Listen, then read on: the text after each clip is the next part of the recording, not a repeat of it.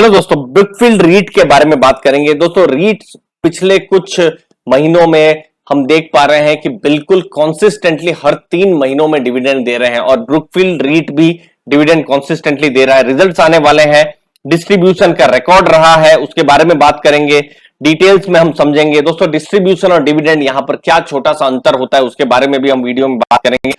सबसे पहले 18 मई को आप नोट करके रखिए, बुधवार का दिन है जिस दिन ब्रुकफील्ड के रिजल्ट आएंगे और उस दिन हमको डिस्ट्रीब्यूशन अमाउंट पता चलेगा या डिविडेंड अमाउंट पता चलेगा। 26 मई जो है रिकॉर्ड डेट है और पेमेंट भी जल्दी जल्दी हो जाएगा, जून 2 या उससे पहले ये पेमेंट भी हो जाएगा। तो हम डिस्ट्रीब्यूशन की बात कर रहे हैं, तो कैसा रहा है डिस्ट्रीब्यूशन देखिए।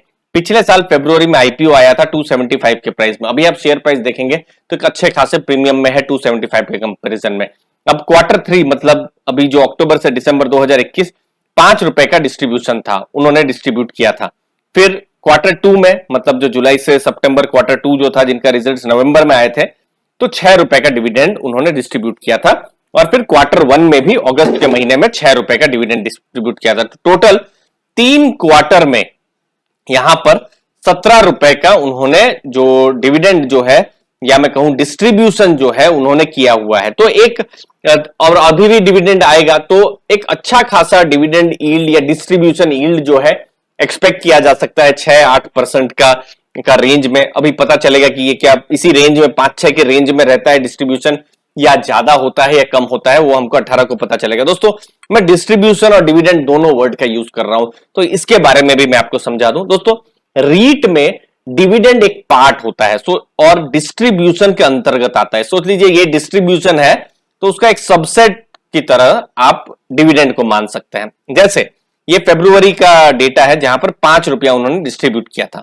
तो यहां पर अगर आप देखेंगे टोटल कंपोनेंट अलग अलग होते हैं। जैसे repayment of share holder loan, तो ये जैसे था 1.62 था, तो उसके अलावा इंटरेस्ट था, उसके अलावा डिविडेंड था, तो ये सब उनके पार्ट होते हैं। तो यहां पर क्या होता है वो भी हम समझ लेते हैं, क्योंकि देखिए जब हम रीट की बात करते हैं तो रीट ट्रस्ट चलाता है। जैसे अभी जो हम देख रहे हैं ब्रुकफील्ड ट्रस्ट है या एम्बेसी ट्रस्ट है, तो ट्रस्ट जो है स्पेशल पर्पस व्हीकल या एसपीवीज जो है वहां पर इन्वेस्ट करता है।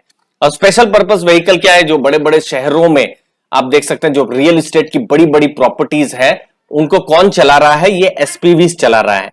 तो ये जो एसपीवीज में जो रीट जो है, जो ट्रस्ट जो है, वो इन्वेस्ट करते हैं। कैसे करते हैं इन्वेस्ट? शेयर्स के जरिए करते हैं या फिर उनको पैसा देते हैं, डेट दे देते हैं, तो उनको इंटरेस्ट मिलता रहता है। तो ये कुछ तरीके हैं। तो उन्होंने अब एसपीवी है, अब एसपीवी में कौन है, इतनी बड़ी बड़ी प्रॉपर्टीज में कौन रहता है? बड़ी बड़ी कंपनियां हैं दोस्तों, बड़े बड़े टेनेंट हैं, बड़ी बड़ी आईटी कंपनियां हैं, बैंक्स हैं, तो वो वहां पर रहते हैं और वो एक तरीके से टेनेंट की तरह रहते हैं। ये रेंट में उन्होंने दे दिया और वो लोग रेंटल इनकम देते रहते हैं।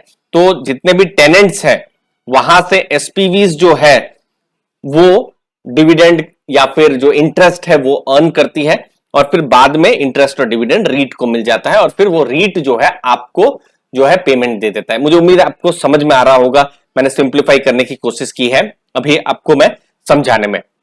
अब जैसे यहां पर आप देख सकते हैं जब हम ब्रुकफील्ड की बात कर रहे हैं, जो हम बात कर रहे थे ना एसपीवीज कहां पर रहते हैं? बहुत सारे टेनेंट होते हैं एसपीवी जो होते हैं, जो बड़ी बड़ी जो बिल्डिंग्स होती है, तो ये सब कुछ टेनेंट्स है। जैसे टीसीएस है, एक्सेंचर है, कोग्निजेंट है, तो इनके बड़े बड़े ऑफिसर्स हैं। इनके खुद के हो सकते हैं ऑफिसर्स नहीं हो, तो वो लोग क्या करते हैं कि ऑफिसर्स को लीज में ले लेते हैं, तो और वो रेंट देते रहते हैं। तो सिमिलरली तो ब्रुकफील्ड की कोई प्रॉपर्टी है तो वहां पर ये टेनेंट की तरह रहते हैं। तो क्या क्या प्रॉपर्टीज है? जैसे गुरुग्राम में प्रॉपर्टी है, मुंबई में है। कुछ एग्जाम्पल भी मैं आपको दे दूं, जैसे कैंडोर करके, कैंडोर N1 N2 करके एग्जाम्पल है। फिर कोलकाता में प्रॉपर्टी है। तो टोटल उनका एक पोर्टफोलियो होता है। उस पोर्टफोलियो में बड़ी बड़ी कंपनियां, जैसे आपने ये कुछ नाम देखे, ये सब कंपनियां रहती हैं। ये सब कंपनियां फिर आपको या जो रीट है, एसपीवी है, उसको वो डिविडेंड या डिस्ट्रीब्यूशन करती रहती है और आप तक पैसा फिर बाद में पहुंचता है। तो ये कुछ इंपॉर्टेंट कॉन्सेप्ट्स है जब भी हम रीट का एनालिसिस करते हैं। एक दो चीज आपको मैं जल्दी से समझा दूं। जैसे यहां पर एक कॉन्सेप्ट है WALE, वेल करके, तो ये क्या है? Weighted average lease expiry. तो ये लीज जो है कितने साल तक चलेगी। तो जैसे ये 7 साल से ऊपर की है, मतलब जितने भी यहां पर टेनेंट देख पा रहे हैं तो एवरेज में कम से कम 7 साल तक वो लोग रहने वाले हैं। तो एक तरीके से आपको फ्यूचर 2-3 साल की भी आपकी विजिबिलिटी आपको मिल जाती है। तो ये आपको एक इंपॉर्टेंट चीज है। फिर ये टोटल मिलियन स्क्वायर फीट में एरिया है, ये ऑपरेटिंग एरिया है।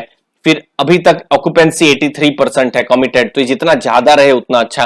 फिलहाल 68 ऑफिस टेनेंट्स हैं, ये तो टॉप के मैंने कुछ बताए। तो ये सब कुछ चीजें होती है रीट पर। रीट पर मैंने इससे पहले भी वीडियो बनाए हुए हैं, उनको भी आप एक्सप्लोर कर सकते हैं। इस वीडियो से मुझे उम्मीद है आपको वैल्यू मिली होगी। आपके समय के लिए दोस्तों बहुत बहुत धन्यवाद। थैंक यू वेरी मच दोस्तों।